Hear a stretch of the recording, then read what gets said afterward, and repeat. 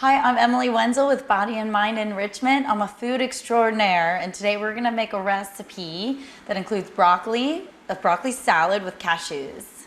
The ingredients include, of course, broccoli and cabbage, red and green cabbage, scallions, red onions, and a sesame ginger marinade.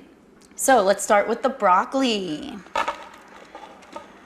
Add some of the small chunks of broccoli with the different onions.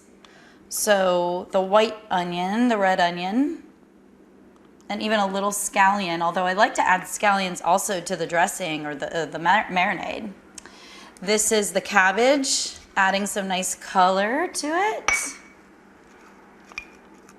And then we'll save the cashews for last. So onto the marinade. I've got a little chunk of some ginger here. I'm gonna slice it around and then mash it up ever so lovingly. I take some more of the scallions, throw them in here. I like using cilantro. I add a little bit of some curry, so just a splash. I also add a little splash of fish sauce. If you're somebody who is not interested in the fish sauce, you can add a little soy sauce, or you can omit that altogether. That's fine. So a little splash.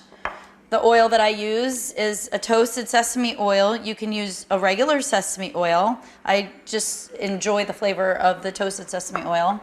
A tiny splash of apple cider vinegar. And then you may end up using a little bit of water. So you may want to taste it first and then decide how much water. A little bit of sweetness and drizzle a little bit of some raw honey on there. And a little bit of garlic. And to spice it up a bit, some cayenne pepper. So all those things blended together creates this nice sesame cilantro dressing. And drizzle it over your broccoli salad and top it off with some toasted cashews. And that's your broccoli salad with cashews. I'm Emily Wenzel with bodyandmindenrichment.org.